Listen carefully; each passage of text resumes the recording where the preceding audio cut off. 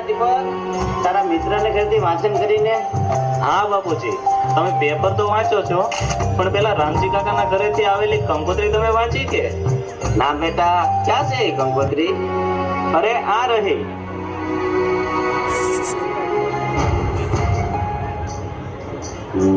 બીજની પીઠી પાછળનો જમણવા. કેમ બાપુજી, શું થયું? કેમ હસવું આવ્યું? આ જમી બેટા, આ રામજી કાકાની જ્યાંથી કંકોત્રી આવી ને વાસી તો મેં જોયું તો કેટલા લાંબા લગન, બીજની પીઠી, પાયસમનું જમણવાર, ને શેઠ જાન તો હાતેમની છે.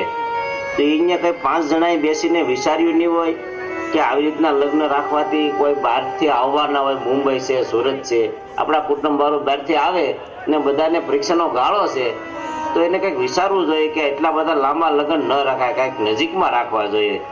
હા બાપુજી, હું એ જ કહું છું કે 10-15 દિવસ તો આમાં જ નીકળી જાય છે, અને મારી એક્ઝામ પણ આવા જ સમયે છે. હા, એટલે મારું કહેવાનું એવું છે કે પીઠી, જમણવાર ને લગ્ન કંઈક નજીક હોય તો કોઈ બહારના વ્યક્તિને આપણા કુટુંબ વાળુને આવવું હોય તો આવવામાં સરળતા પડે, જેથી કરીને સમયનો બચાવ થાય. હા બાપુજી, અન્ય સમાજમાં તો 2 દિવસની અંદર જ લગ્ન પ્રસંગ પૂરા થઈ જાય છે અને લોકો એમના કામે પણ લાગી જાય છે, પરંતુ આપણા સમાજમાં તો અઠવાડિયા 15-15 દિવસ સુધી લગ્નો ચાલે છે. આ બાબતે આપણા સમાજે પણ કંઈક વિચારવું જોઈએ. પેલા બાપ દીકરો બે હું ચર્ચામાં પડી ગયા છો? અરે હો જીવન, આવ ભાઈ આવ. ક્યાં ગયો તો એટલા દિવસ તા? તું દેખાતો નથી. અરે હું વાત કરું મનુ કાકા, આ જોવો ની, આ લગ્નની સિઝન એટલી બધી હાલે છે અને ખેતરમાં કામે ઘણું છે ને ધારા દાડિયા થતા નથી. આ તો મને ઘણા ટાઈમથી એમ છું કે મનુ કાકાને મેળો નથી, તો હાલ મળતો આવું. એ બધી પંચાયત મૂકો, તમારી તબિયત પાણી કેમ છે ઈ કયો. મારી તબિયત તો એકદમ હારામ હારી છે ભાઈ જીવન. બેટા દીપક, તારે ભણવાનું કેવું હાલે છે? અરે ભણવાની ક્યાં વાત કરો છો? આ જોવો ને, હું અને બાપુજી ઈ જ વાત કરીએ છીએ કે પરીક્ષાના સમયે જ બરોબર લગનગાળો આવ્યો છે, પણ હું તો પરીક્ષાની જ તૈયારી કરું છું.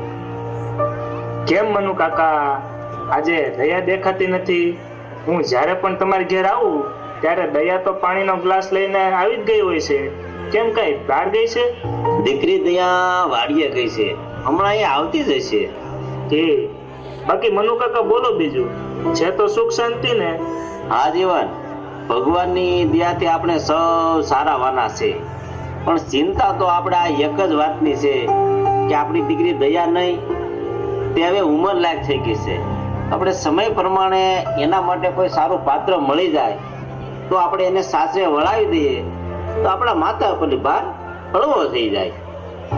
હા મનુ કાકા, તમારી વાત તો સાચી છે. કયો એવો બાપ હોય કે જેને પોતાની દીકરીની ચિંતા ન થતી હોય?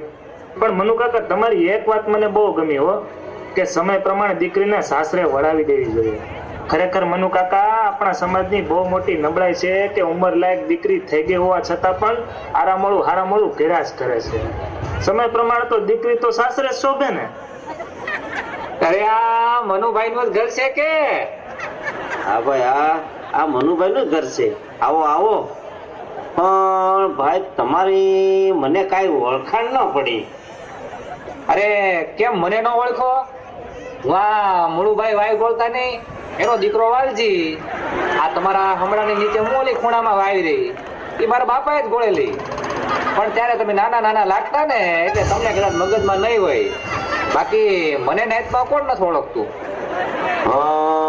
એ મૂળવા હતા તો ઓલા માલઢોરના અને ભેવના દોરા કરતા એ નહીં? આ બધો એ મૂળવાતા દોરા કરતા ને, એ જ મારા બાપા જો ને. હા, હવે થોડીક ઓળખાણ પડી.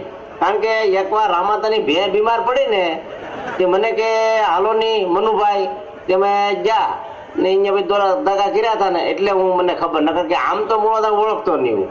અરે મનુભાઈ, મારા બાપાના દોરા ધાકાની તમે વાત જ કરો.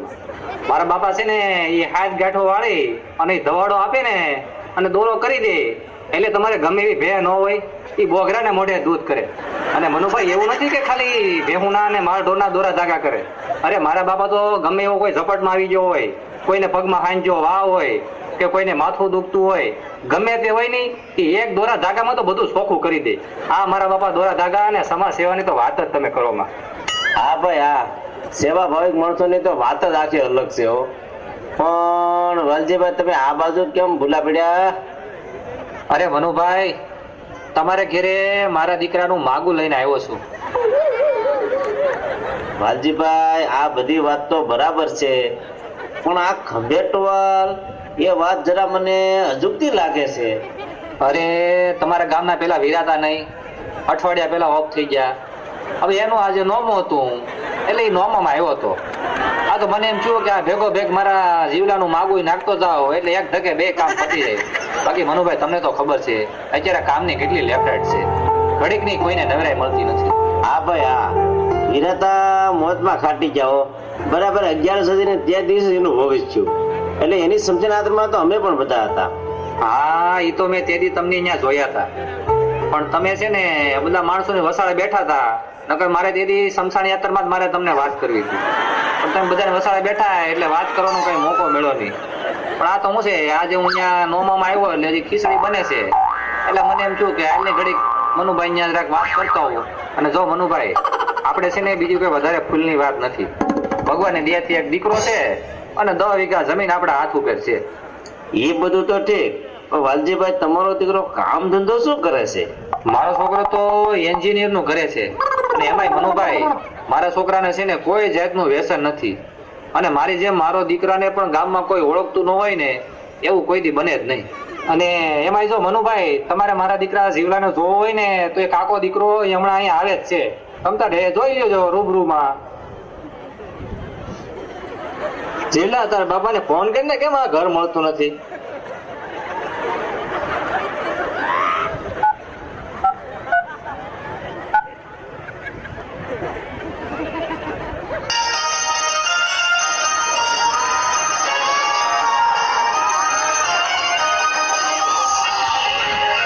હાલો, હા બોલ જીવલા.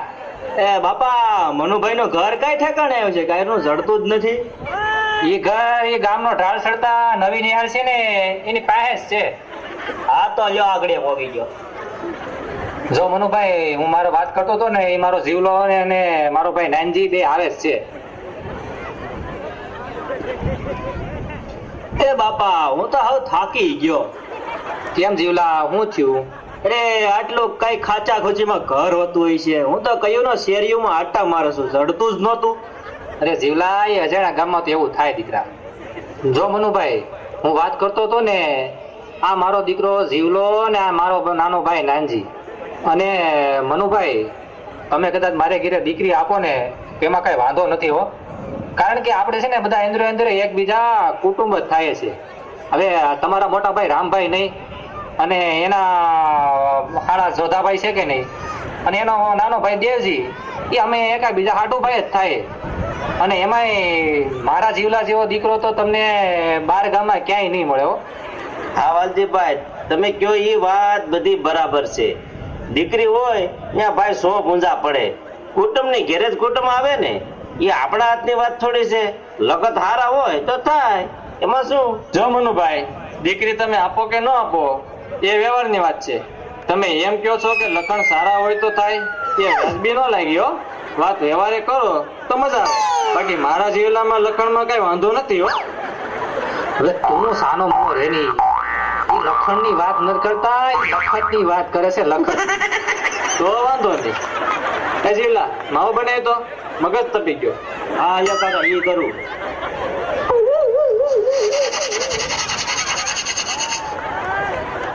જીવનભાઈ, અમારા નાનજી છે ને એ જરાક અમારે ધ્યાન દેવો છે. કાંઈ વાંધો નહીં વાલજીભાઈ, આ નાનજીભાઈ ની વાતે આમ તો ખોટી નથી, એમાં તો લખણે હારા જોઈએ. બાકી વાલજીભાઈ, આ નાનજીભાઈ તમારે ક્યાં પૈણા? એ અમારે નાનજીડાનો તો હજી બાકી છે. આ તો હું છે કે મારા જીવલાનું ક્યાંક ગોઠવાઈ જાય એટલે કાકા દીકરાનું એક ખર્ચે પતી જાય. અને જીવનભાઈ, અમારે નાનજીડાનું અમારે અંકલેશ્વર આમ તો નક્કી જેવું જ છે. હવે ટૂંક સમયમાં એનું પણ ક્યાંક અમારે ગોઠવાઈ જાય. વાલજીભાઈ, આ તમારા જુવાનને તો મેં ઘણીવાર ગામને જાતે જોયેલો છે. ઓલી પંચરની ગેરેજની દુકાન નહીં, ત્યાં ઘણીવાર હોય, ત્યાં જ જોયેલો છે. હા જીવનભાઈ, એ ગેરેજની ને પંચરની દુકાન એ અમારી જ છે અને હું અને જીવલો બે ન્યા જ હોય. પણ વાલજીભાઈ, તમે તો એમ કહેતા હતા ને કે મારો દીકરો એન્જિનિયર છે. હવે જીવનભાઈ, ગાડીને એન્જિન બનાવે એટલે એન્જિનિયર જ કહેવાય ને. કે આ તો ભેગું પંચર કરી નાખે. અને જીવનભાઈ, મારો જીવલો તો હવે ટ્રેક્ટરના પંચર એજન કરે છે. અને વાલજીભાઈ, બીજું ઓલી તમે જમીનની વાત કરતા હતા, તો એ તમારી જમીન કઈ હિમમાં આવી છે? ભાઈ, અમારે ક્યાં કિમમાં જમીન જ છે. હું સાનો મનો એની ઈ કિમની નથી વાત કરતો, કઈ કિમમાં જમીન આવી ને ઈ પૂછે છે. જીવલા, તું આને ઘેરે મૂકીને આવ્યો હતો. હવે ઓલા લખતની વાત કરે તો લખણની સમજો, ના સીમની વાત કરી તો કિમની સમજો. આને ઘેરે મૂકીને આવું તું તારે. અરે બાપા, હું ક્યાં એને લાવતો, હું તો વાહે બેહી ગયા. અરે શું કરવું? જીવનભાઈ, અમારી જમીન છે ને આ નદીના સામે કાંઠે ઓલો લવજીભાઈ ની વાડી નહીં, એની બાજુમાં જ છે. પણ ઓલી લવજીભાઈ ની બાજુની જમીન તો કરશનભાઈ ની છે. હા, ઈ 10 વીઘા કરશનભાઈ વાળી જમીન એની તો વાત કરું છું. ઈ જમીન અમે જ ભાગ્યું રાખ્યું છે. પણ તમે તો એમ કહેતા હતા ને કે આ 10 વીઘા જમીન તમારા હાથ ઉપર છે. હવે એ ભાગ્યું રાખીએ એટલે એ આપણી જ કહેવાય ને. હવે ન્યા કરશનભાઈ ક્યાં આટો મારવા આવે છે, એટલે એ આપણી જ કહેવાય ને ભાઈ, હાથ ઉપર હોય એટલે. ઠીક, તય બધું એમ છે એમ ને? તય રેડી લ્યો. હાલો બાપા, હવે હું જાઉં છું, મારે મોડું થાય છે. એ જીવલા, હવે હારે ખોટી થઈ જાય ને, આ વિરાતાની ખીચડી બની ગઈ ને તો આપણે હારે બધા ખાઈને હારે એક ગાડી નીકળી જાય. ના, તો તમે ખીચડી ખાઈને હાલ આવી જાઓ, મારે મોડું થાય છે. આ ઘર આગળ ગાડી પંચર કરવા મૂકી ગયો તો ને, એની લઈને આવ્યો છું. તમે તમારા કાકાને તમારી હારે લેતા આવી જાઓ. તું એક કામ કર, તું છે ને નાનજીડા ને તારી હારે લેતો જા, અને કઈ ન્યાય મારા ઇજ્જતના કાકરા કરીશું. સારું, તો લ્યો, હું એને હારે લેતો જાઉં. સારું તો મનુભાઈ, હવે અમે જઈએ છીએ. તમે જરાક વિચારીને તમારે કુટુંબભરોમાં જઈને પૂછવું હોય અને પૂછી અને પછી વિચારીને આનાનો જવાબ આપજો. હવે અમે નીકળીએ. આવજો ત્યારે. રામ રામ. હા, રામ રામ. આવજો ભાઈ. જોયું મનુ કાકા, આપણા સમાજની સમજણ અને વિવેક. આપણા સમાજમાં મોટે ભાગે આવું જ ચાલે છે. હોય કાંઈક, કે કાંઈક અને નીકળે કાંઈક. કયા સમયે કોની ઘેર જાવું અને ક્યારે કઈ વાત કરવી, એનો તો કઈ વિવેક જ નથી. હા જીવન, એ તો અહીંયા જોની દેખાય જ આવે છે. હા જીવન કાકા, ખરેખર આની પાછળનું કારણ જોઈએ ને તો સમાજમાં એક તો શિક્ષણ, બીજું સંસ્કાર અને ત્રીજી સમજણ. આ 3 વસ્તુનો તો ખૂબ જ અભાવ રહેલો છે. હા બેટા, તારી વાત બિલકુલ સાચી છે. જ્યારે સમય હોય છે ત્યારે સમજણ નથી આવતી, અને સમજણ આવે ત્યારે હાથમાં સમય નથી રહેતો. એટલા માટે જીવન, મને મારી દયાની ચિંતા થાય છે કે એના લાયક કોઈ સારો સંસ્કારી છોકરો મળી જાય તો મારા મનને નિરાશ થાય. ખરેખર સાચું કહું મનુ કાકા, હું એટલા માટે જ તમારી પાસે આવ્યો છું. મેં તમને દિવાળી વખતમાં જોની પેલી વાત કરી હતી જયરામભાઈના દીકરાની. એ જયરામભાઈ અને એમનો દીકરો વિનોદ હાલ અત્યારે ગામડે આવ્યા છે. મને તો એ પરિવાર અને એ છોકરો આપણી દયા માટે ખૂબ જ સારો લાગ્યો. જો તમારે ગણતરી હોય તો આપણે એમને ચા પાણીના બાને મળવા બોલાવી લઈએ. જીવન, તે જે કાંઈ વિચાર્યું હશે ને તે મારા માટે સારું જ વિચાર્યું હશે. તો જયરામભાઈ અને તેનો દીકરો વિનોદ ને આપણી ઘરે બોલાવી લ્યો તો રૂબરૂ મુલાકાત થઈ જાય. આપણી દીકરી દયા પણ જોઈ લે ને આપણા પરિવારના લોકો પણ જોઈ લે. ભલે મનુ કાકા, સારું, તો હું એમને વાત કરું છું. ચાલો મળીએ પછી. આવી ગઈ બેટા વાડીએથી? હા બાપુજી, કેમ કોઈ મહેમાન આવ્યું હતું? અરે દીકરી, એની તો વાત જ પૂછમાં. તું વાડીએ ગઈ ને પછી એક માગું આવ્યું હતું ને એ લોકોએ તો મને મોટી મોટી વાત કરી, અમારે આમ છે, અમારે તેમ છે. એટલે મને એમ દિલમાં શાંતિ થઈ કે મારી દીકરીનું મોટે ઘરથી માગું આવ્યું તે સારું થયું. એ તો સારું થયું કે જીવન કાકા અહીંયા હારે બેઠા હતા એટલે પોલ બધી સતી થઈ ગઈ. અરે બાપુજી, માગું મોટા ઘરેથી હોય કે નાના ઘરેથી, મારા માટે તમે જે પસંદ કરશો ને ત્યાં હું રાજી ખુશીથી સગાઈ કરી લઈશ. અરે બેટા, સમય પ્રમાણે દીકરીઓને પૂછવું પડે છે, કારણ કે આ તારી જિંદગીનો સવાલ છે બેટા. એક પિતા તરીકે તમારી વાત યોગ્ય છે બાપુજી, પણ જેમ તમે કહો છો કે જિંદગી મારી છે, તો એક ઉત્તમ જિંદગી જીવવા માટે સંપત્તિ કરતા સંસ્કાર વધારે મહત્વના છે બાપુજી, સંસ્કાર. અને એક ખાસ વાત કે એનામાં કોઈ વ્યસન ના હોય. કદાચ એ ઓછું કમાતો હશે ને તો હું ચલાવી લઈશ, પણ એનામાં સંસ્કાર જ નહીં હોય ને તો મારા માટે જિંદગી જીવવી મુશ્કેલ થશે બાપુજી. અરે બેટા ત્યાં હમણાં જીવન કાકા બધી વાત કરીને અહીંથી ગયા, અને દિવાળી ઉપર જ્યારે જયરામભાઈના છોકરાનું માગું આવ્યું હતું ને તે અત્યારે અહીંયા આવ્યા છે એની ઘરે, એટલે તે અહીંયા આપણી ઘરે આવવાના છે એના છોકરાને લઈને, તો તું જરા વાતચીત કરી લેજે. ભલે બાપુજી. જો બેટા દયા તને પસંદ પડે તો મને વાત કરજે, તો આપણે આ માંગાને આગળ વાત ચલાવશું. સારું બાપુજી, ત્યાં સુધી હું થોડું ઘરનું કામ બાકી છે એ કરી લો. ભલે ત્યારે. આવો આવો જયરામભાઈ, કેમ છો? બસ મજામાં છે ભાઈ. ક્યારે સુરત થી આવ્યા છો? 2-3 દિવસ થયા છે. લગ્ન ગાળો પતાવીએ ને પછી લગ્ન ગાળો પતીને પછી જવાની તૈયારી પણ કરવાની. આવ ભાઈ જીવન આવ. સુરત થી કોણ કોણ આવ્યા છો? બધા આવ્યા છો મારા બેન ને? ના ભાઈ ના, અમે બાપ દીકરો બે આવ્યા છે. એવા કઈ અંગત ના લગ્ન નહોતા કે બધાને ધક્કો ખાવો પડે. હા એ વાત તો બરાબર છે. હમણાં તમે દિવાળીમાં આવ્યા હતા ને પાછા? હા મનુભાઈ, જોની દિવાળીમાં તમારે ના માગું નાખ્યું હતું ને તમે પણ મીઠો જવાબ આપ્યો હતો. આ તો જીવનભાઈ કીધું કે મનુભાઈની પણ ગણતરી છે. મને લાગ્યું કે હાલની એકબીજા રૂબરૂ મળીને જ વાત કરી લઈએ ને. હા જયરામભાઈ, મેં પણ મારા કુટુંબને બધાને પૂછી લીધું છે ને અમારે જીવન નહીં એને તમારા છોકરા વિશે બધી વાત કરી જ છે. મનુ કાકા, તમે છોકરા બાબતે અને કુટુંબ બાબતે જરાય ચિંતા કરો માં. બધી રીતે સંસ્કારી અને સમજણ વાળું કુટુંબ છે, અને છોકરાને કોઈ જાતનું વ્યસન પણ નથી. એ છોકરા બાબતની તમે જરાય ચિંતા કરતા જ નહીં. એની જવાબદારી તો હું લઉં છું. બસ તો પછી વધારે કોઈને મારે પૂછવાનું આવતું નથી. પણ જયરામભાઈ અત્યારે સમય પ્રમાણે દીકરા દીકરી સામે સામે બેસી ને વાતચીત કરી લે ને નક્કી થઈ જાય તો આપણે વધારે સારું. હા હો મનુભાઈ, અત્યારે સમય પ્રમાણે હાલવું પડે. આપણી વખતમાં એ બધું હાલતું, હવે તો બધું જોઈને જ કરવું પડે ભાઈ. કેમ કે આપણે બધું નક્કી કરી નાખીએ ને દીકરા દીકરીને મંજૂર ના હોય તો પછી પાછળથી તકલીફ ઊભી થાય ને આપણે અંદરો અંદર કુટુંબમાં વાંધો પડે. તમારી વાત બરાબર છે જયરામભાઈ. તો આપણે એમ કરીએ તો હું મારા દીકરા હિતેશને ફોન કરીને કહું કે વિનોદને સાથે લેતા આવે, એટલે હું દયાને ને વિનોદને એકબીજાને જે કઈ વાતચીત કરી હોય તે થઈ જાય, અને એ પછી બધું આપણે નક્કી કરીએ તો કેમ રહે? હા તો બોલાવી લો ની, દીકરી દયા ઘરે જ છે.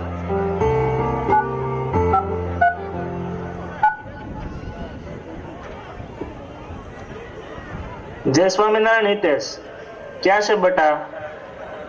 ઘરે છે એમ ને? તો તું ઓલા જયરામ કાકાનો છોકરો વિનોદ છે ને એને લઈને અહીંયા આપણે મનુ કાકાને ઘેર આવી જાવ ને. હા જલ્દી આવજો હો બટા. હા જો મનુભાઈ, આપણે જે છે તે તમને અત્યારે જ કહી દઉં. આપણે કઈ ખોટી વધારીને વાત કરતા નથી. મારી પાસે 5 વીઘા જમીન છે, બીજું કાંઈ નથી. ને છોકરો મારો હમણાં નોકરીએ લાગ્યો ને અમે ખાતા પીતા સુખી છે ને સાદું જીવન છે, બસ બીજું કાંઈ નથી. પણ જયરામભાઈ, આપણે આવા જ માણસોની જરૂર છે.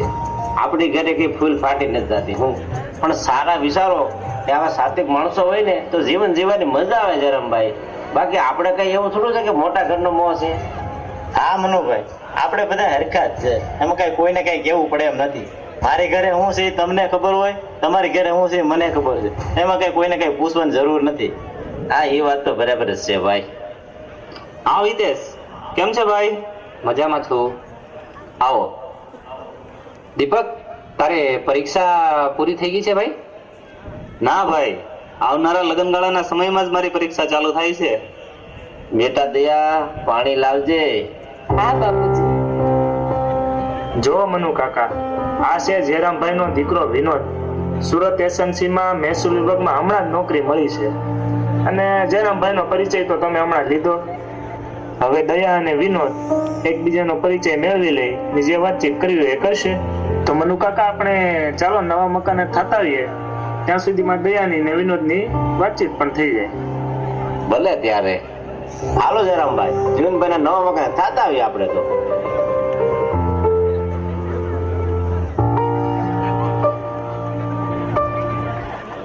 ખૂબ સરસ. જ્યારે આવા પ્રસંગે લગ્ન પ્રસંગની વાત આવે તો કહેવાય કે સમી સાંજનો ઢોલ ઉગતો જાન ઉગલતી માલે, કેસરિયાળો સાફો ઘરનું ફળિયું લઈને ચાલે, અને તોય ગગન ઘન ઘન ઘોર ઘોર નાચે છુમક છુમક મોર, કોયલ છેડે પંચમ સુરને પવન બજાવે ઢોલ, લઈ સુરતાન ગવૈયા ગાવે ઋતુમંગલ લાગે, રૂડો આંગણીએ મારે અવસર મન ભાવન લાગે. આ નાટકમાં આપણે જોયું તેમ દયા અને વિનોદ બંને એકબીજાનો પરિચય મેળવી અને સગાઈ કરવા માટે રાજી થાય છે, જેથી મનુભાઈ અને જેરામભાઈ બંને એકબીજાના વેવાય વેલા બને છે.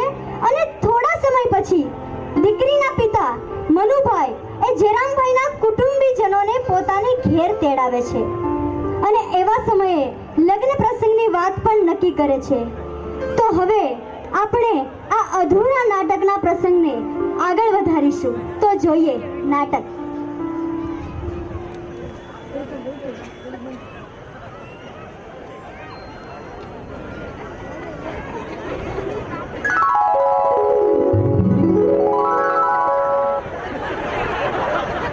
આવો આવો વાલજીભાઈ, ક્યાં ગયા હતા?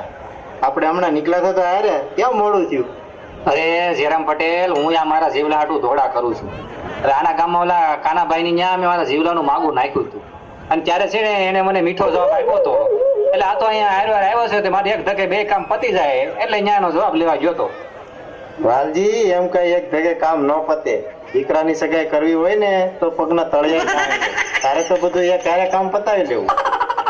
એમ તો જેરામ પટેલ, આ પેલા માગું તો આપણે મનુભાઈ ને મારા જીવલાનું જ હતું, પણ આ તો હું છે ભાઈ, આ લખતની વાત છે ભાઈ.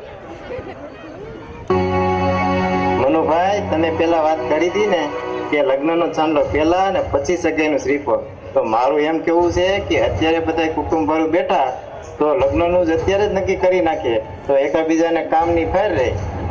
જેરામ પટેલ, એ વાત તમારી બરાબર છે હો. તો મનુભાઈ, તમારી શું ગણતરી છે? લગ્ન સમૂહમાં કરવા છે કે ઘરે કરવા? તમે દીકરીના બાપ છો એટલે મારે તમને પેલા પૂછવાની ફરજ છે. જો જરામભાઈ, અમે તો નાના માણસો કહેવાઈએ ને છોકરી વાળું મારું ખોરડું છે ને એમાંય પાછો અમારે છોકરાને ભણવાનો ખર્ચ, એટલે બધે અમે ભોગી ન વળીએ. એટલે અમે નક્કી કર્યું છે કે સમૂહ લગ્નમાં જ અમારે જોડાવાનું છે. વાહ મનુ કાકા વાહ, તમારી વાત તો બિલકુલ સાચી છે. હું તો એમ કહું છું કે આપણા સમાજમાં જો દર વર્ષે આવું સુંદર સમૂહ લગ્નનું આયોજન થતું હોય તો આપણા સમાજના દરેક ભાઈઓએ તેમના દીકરા દીકરીના લગ્ન સમૂહ લગ્નમાં જ કરવા જોઈએ. અને મનુ કાકા, આપણે છેલ્લા 25 વર્ષથી સમૂહ લગ્ન કરતા આવીએ છીએ ને, પણ આ વખતનું આયોજન તો કંઈક અલગ જ છે. એવું તો શું હોય આ વખતે નવીન છે? અરે જેરામભાઈ, આ વખતે તો સમૂહ લગ્ન સમિતિ વાળાએ એવા નવા નિયમો કર્યા છે કે એમાં જે કોઈ પણ જોડાશે એનો તો સગાઈના ખર્ચમાં જ લગ્ન પ્રસંગ પતી જાય એમ છે. એમ? એવું તો વળી આ સમૂહ લગ્ન સમિતિ વાળા આ વખતે શું કરવાના છે? અમે 25 વર્ષથી જોતા આવીએ છીએ ને વળી તમે એમ કહો છો કે વળી લગ્નના સગાઈના ખર્ચમાં જ લગ્ન પતી જવાના છે? આ વખતના નવા નિયમોમાં તો એવું છે ને કે જે કોઈ પણ સમૂહ લગ્નમાં જોડાશે એમણે તો પેલા પોતાની ઘેર જમણવાર કરવાનું. હું વાત કરો છો જીવનભાઈ, તો મનુભાઈ આપણે સમૂહ લગ્નમાં જતા પહેલા વિચારવું પડશે. હા જરામભાઈ, તમારી વાત બરાબર છે. આપણી ઘરે બેન દીકરીઓ કુટુંબારો આવે તો જમણવાર તો કરવું જ જોઈએ ને. જમણવાર વગર ન ચાલે હો ભાઈ. હા મનુભાઈ, મારું આપણે બીજાને ઘેર જમી આવ્યા હોય અને પછી આપણે જમણવાર ન રાખીએ તો એ કેમ મેળ આવે? હા બરાબર છે હો જેરમ પટેલ, જમણવાર વગર થોડું હાલે. હવે અત્યારે નહીં ખવડાવીએ તો ક્યારે ખવડાવીશું? અને જમણવાર નહીં કરીએ તો કોઈક વાતો કરે ને કે જો પોતાની ઘેર ખવડાવવાનો ટાઈમ આવ્યો તો જમણવાર બંધ રાખી દીધું. અને જેરામ પટેલ, મેં તો નક્કી જ કર્યું છે કે હું મારા જીવનાના લગ્ન તો જે દી થાય તે દી, પણ જમણવારની અંદર તો હું વટ પાડી દેવાનો છું. અને એ તમે જોજો ને, એ જમણવારમાં એ ગુંદી ને ગાંઠિયા દાળ ને ભાત ને એ નાઈટમાં વટ ન પડી જાય તો મને સંભાળજો નહીં. અને હું તો એમ કહું કે મારા જીવલાના લગ્નમાં તો કદાચ 2 લાખ માથે કરવા પડે ને તો ભલે કરવા પડે, પણ મારા જીવલાને તો હું ધામધૂમથી પરણાવીશ. અરે વાલજી, તારી થોડી વાત થાય, તારા વટની તો હું જાણ લઈને આવ્યો ત્યારે જ મને ખબર પડી ગઈ. વાલજીભાઈ, તમને ખોટું ન લાગે તો એક વાત કહું? હવે જીવનભાઈ, એમાં મને હું ખોટું લાગે? તમ તાર જી હોય કયો ને, આજે તમે વટની વાત કરો છો ને એમાં વટને લીધે નાના માણસો હેરાન થઈ જાય છે. વળી એમાં હું જીવનભાઈ હેરાન થવાની વાત આવી? વાલજીભાઈ, તમને નહીં ખબર હોય પણ આ વટને લીધે તો છે ને દેખાદેખીનો જમાનો વધી ગયો છે અને એની વાંહે નાના માણસો દુઃખી થાય છે. આ જોવો ની વાલજીભાઈ, તમે પોતે જ નથી કહેતા કે મારા જીવલાના લગ્ન તો એવા ધામધૂમથી કરવા છે કે ભલેની પછી માથે મારે 2 લાખનું દેવું કરવું પડે. તો બસ જોઈએ આમ જ નાના માણસો ઢળાઈ જાય છે. હવે એ બધી વાત મૂકો અને હવે આપણે મુદ્દા ઉપર આવીએ. હવે મનુભાઈ, આપણે વેવાવેલા એકબીજા નક્કી તો કરીએ, પણ દીકરા દીકરીને તો વાત કરીએ કે એમની શું ઈચ્છા છે. જો વિનોદ અને દયા પણ આવી ગયા છે તો પછી તમે એમને જ પૂછી લ્યો ને. જો બેટા વિનોદ, તારા લગ્નની વાત કરીએ છીએ, પણ આ વખતે સમૂહ લગ્નમાં ઘરે જમણવાર કરવાની પ્રથા બંધ છે. તો બેટા, તારા સુરતથી મહેમાન મિત્રો બધા આવશે, દોસ્તારો, તો એનું જમણવારનું કઈ રીતે નિર્ણય લેવો? બાપુજી, ઘરે જમણવાર બંધ હોય તો તેમાં શું થયું? સમૂહ લગ્નમાં તો જમણવાર છે ને, ત્યાં આવીને તે લોકો જમી લેશે. બેટા દયા, તારું શું કહેવું છે? તારી બાની એવી ઈચ્છા હતી કે મારી દીકરી ઘરે પરણાવીએ અને ધામધૂમથી લગ્ન કરીએ, તો તારું શું કહેવું છે? બાપુજી, લગ્ન સમૂહ લગ્નમાં કરવા કે ઘરે કરવા એ નિર્ણય મારો તો નથી, એ નિર્ણય તમારે કરવાનો હોય. પણ મારી એવી ઈચ્છા છે કે જો આપણા સમૂહ લગ્ન સમિતિ વાળા આવો નિર્ણય લીધો હોય તો એ ખરેખર આપણા સમાજના હિતની વાત કહેવાય. અને 25 વર્ષથી આ સમૂહ લગ્નનું આયોજન થાય છે અને એમાં વધુમાં વધુ લોકો સમૂહ લગ્નમાં જોડાય તો આ સમૂહ લગ્નનો હેતુ સાર્થક થયો ગણાય.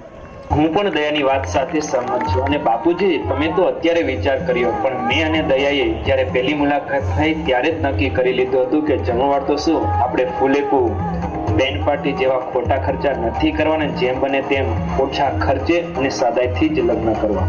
બાપુજી, મેં પણ એવું નક્કી કર્યું છે કે અત્યારે મારા જેવી અનેક દીકરીઓ બ્યુટી પાર્લર જેવા કામોમાં જરૂર કરતા વધારે ખર્ચા કરે છે અને પોતાના બાપને વધારે દેવામાં ઉતારે છે, પણ હું એવું કંઈ કરવા નથી માંગતી.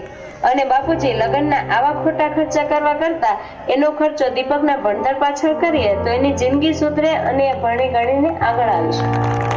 મોટા બેનની વાત સાચી છે બાપુજી. આપણા સમાજમાં ઘણા એવા પરિવાર છે કે જે પોતાના છોકરાઓને ભણાવવા માટે રાત દિવસ મહેનત કરતા હોય છે, પણ લગ્નમાં જો બિનજરૂરી ખર્ચ ઓછો કરીએ તો મારા જેવા અનેક છોકરાઓ ભણી ગણી અને પોતાનું ભવિષ્ય ઉજ્જવળ કરી શકે.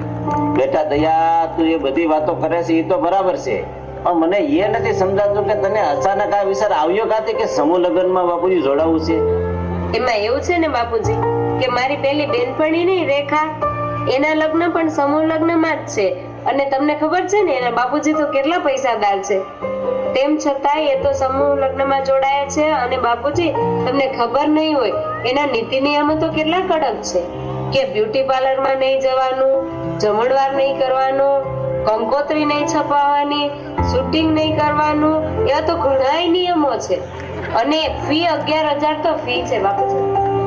અને જો કોઈ આ નિયમોનું પાલન ન કરે ને તો 5,000 રૂપિયા તો દંડ રાખેલો છે. આમ છતાંય તે લોકો સમૂહ લગ્નમાં જોડાયા છે. તો બાપુજી, આપણા સમાજના સમૂહ લગ્નમાં ક્યાં આવા અઘરા નિયમો છે? તો સમૂહ લગ્ન સમિતિ વાળાએ આવા મહત્વના નિર્ણયો લીધા હોય તો શરૂઆત આપણાથી જ કરીએ તો. બેટા દયા, એ તો એના સમાજમાં બધું થઈ શકે, પણ આપણા સમાજમાં મોટા ઘરના લોકો પેલા ઘેરે જમણવાર બંધ કરવાની ને આવા નિયમોનું પાલન કરવાની શરૂઆત કરે ને તો થાય, પણ એ તો કોઈને કરવું નથી. વાલજીભાઈ, તમને ખબર નહીં હોય પણ આની શરૂઆત તો જેના સમૂહ લગ્નનું આયોજન કર્યું હતું ને એવા સ્વર્ગીય શ્રી લક્ષ્મણાભાઈ લગ્ન સમૂહમાં જ કર્યા હતા અને જમણવાર પણ નહોતું કર્યું, અને એ પણ આજથી 25 વર્ષ પહેલા. અને આજે આ સમાજ બેઠો છે તો એક મહત્વની વાત એ પણ કહી દઉં કે આ વખતે સમૂહ લગ્નમાં જોડાઈને જે પરિવાર ઘેરે જમણવાર નહીં કરે એની તો ફી પણ શ્રી મારું કુંભાર મુંબઈ યુવક મંડળ પોતાના તરફથી આપી દેવાની છે. હે, શું વાત કરો છો જીવનભાઈ? ખરેખર તો આપણા સમાજના ભાઈઓને ધન્યવાદ આપવા પડે હો, કે સમાજની આવી ચિંતા કરે છે. અને હવે મને પણ આજે સમજાણું કે સમાજ વિકાસની વાતો તો ભાઈઓ આપણે બહુ કરીએ છીએ, પણ સમાજ વિકાસનો સરવાળો એ માત્ર સમૂહ લગ્ન નહીં પણ સમજણ છે, સમજણ. તો મેં પણ આજથી નક્કી કર્યું છે અને પ્રતિજ્ઞા લઉં છું કે મારા જીવલાનું આજની તો 5 વર્ષ કેળે જેથી પણ નક્કી થાય ને તો મારા જીવલાના લગ્ન તો આ સમૂહ લગ્નમાં જ થાય. અને જે તે સમયે સમૂહ લગ્ન સમિતિ વાળા જે નિયમો કરશે ને એ નિયમનું પાલન આ વાલજીભાઈ ચુસ્તપણે કરશે હો. અને અહીંયા બેઠેલા સમાજના દરેક ભાઈઓ તમને પણ કહું છું કે સમાજના આગેવાનો આવું સુંદર આયોજન કરતા હોય ને તો આ વાલજીભાઈ જેવાએ તો વિવાદને બાજુ પર મૂકી અને સમાજના આગેવાનોના આયોજનની અંદર બધાએ સહભાગી થવું જોઈએ, સહભાગી. અને ભાઈ તો જ આ સમાજનો વિકાસ થાય હો, બાકી વાતું કરે કાંઈ નથી થવાનું. જોયું મનુભાઈ, સમાજનો વિકાસ તો સમજણ ઉપર છે, સમજણ ઉપર. હા જયરામભાઈ, તમારી વાત બિલકુલ સાચી છે. આવી સાચી સમજણ સમાજના દરેક વ્યક્તિમાં આવી જાય તો સમાજ વિકાસ થવામાં જરાય વાર ન લાગે. તો જયરામભાઈ, હવે તૈયારી કરાવવાનો લગ્ન નહીં, આપણા દીકરા દીકરીના લગ્ન સમૂહ લગ્નમાં પાકા. હા મનુભાઈ, હવે અમે પણ તૈયાર. વાહ ભાઈ વાહ, ધન્યવાદ છે જયરામભાઈ તમને, અને ધન્યવાદ છે મનુભાઈ તમને. અને હું તો એમ કહું છું કે સૌથી ધન્યવાદ તો છે આ દયાને અને આ વિનોદને, કે આ સમાજ વિકાસના શુભ કાર્યની અંદર આ બંને સહભાગી થયા છે. ધન્ય છે હો. સમાજ વિકાસનો સરવાળો સમૂહ લગ્ન નહીં પણ સમજણ છે, સમજણ છે, સમજણ છે.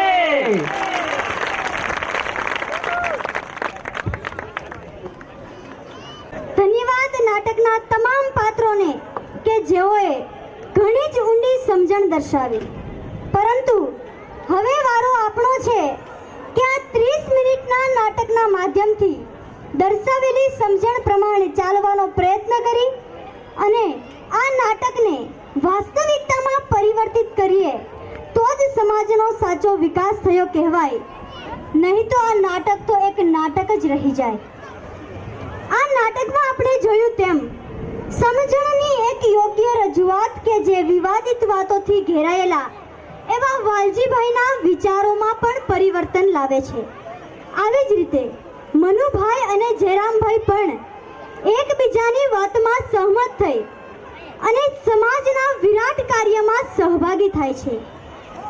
વર્તમાન સમય પ્રમાણે પણ મોજ શોખની માયાજાળમાં ફસાયા વગર એક નોકરિયાત હોવા છતાં પણ સાદગીથી સમૂહ લગ્નમાં જોડાઈ જાય છે એવા વિનોદ અને દયાનો પણ ખૂબ ખૂબ ધન્યવાદ.